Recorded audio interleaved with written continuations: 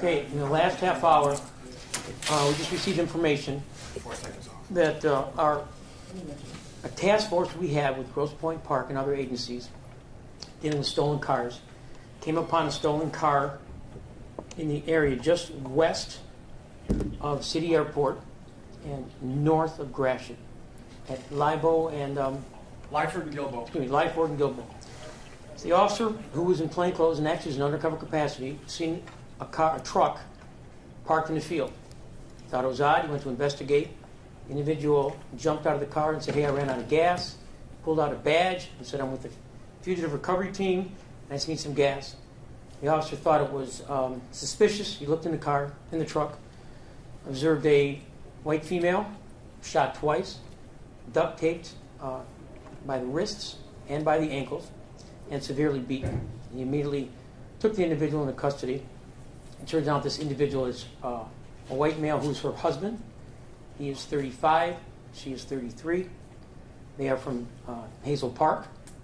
We've notified Hazel Park PD and we'll check out their last known address to see if there's a crime scene there. We've also notified Grosse Pointe Park because it was their officer from our joint task force that discovered this.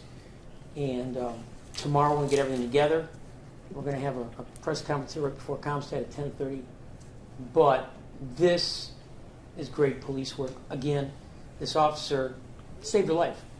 This individual had taken all of her property and thrown it in the field across the street, which the field, for those of you who've been here for a while, the same field where the two young men were killed from Westland.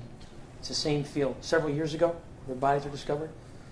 So he took that as an opportune place to drop them off, or to drop the body. We assume, obviously, he was going to kill her, but the officer was able to stop her before it happened. You said all the property was thrown into... Her personal property. He'd taken and disposed it away from the truck. Like her purse, phone? Yes. So this man's planning on killing his wife, and this officer comes in between, and he's able to arrest this man without this man flipping out and everything? He got him. He was by himself. He got the individual and the weapon. Again, we're going to see if there's another crime scene. We're not sure exactly where this happened at. I don't know if it happened right there. However, she is currently in a local hospital being treated for her gunshot wounds and her other injuries where she's beaten. What's her status? They just took her there.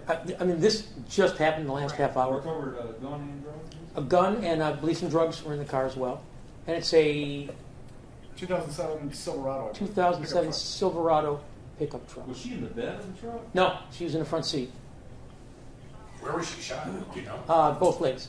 What was this man, obviously, I mean, it would seem obvious, but what was he getting ready, what was he trying to do when this officer just crossed paths with him? I'm guessing he was getting ready to finish his act and dispose of the body. But through the grace of God, this officer happened to see something suspicious. And that's where I talk about cops and police officers. He had the cop mentality to say, that's odd. Went up, didn't listen to the story, even though the individual pulled out a badge and said, "Oh, I'm with Fugitive Recovery," or whatever he's claiming to be, some federal agency. And the officer just said, "This ain't right," and checked inside the car. And just great police work and saved a woman's life. We're going to try to recognize him. We are going to recognize him for life-saving the Detroit Police Department. And we've notified his agency as well, because it's still a fluid scene. What task force was he with? Action. It's a Grosse Pointe Park, Detroit, and I believe a couple other agencies that are on this task force. It's stolen cars. And I just want to make sure I have this right. The husband, the suspect, Yes. pulled out a badge. Yes. And what exactly did he say? He said he was a fugitive recovery something. It's not a real badge. So is he, do we know if he's a bondsman or something like that? Don't know yet. I mean, this just happened. He's in custody, and we're going to start interrogating him and try to figure out what the heck he was thinking. This officer is just, was he just on patrol? Was he investigating another case? And He's undercover, and he was in the area, because they do stolen cars, this task force.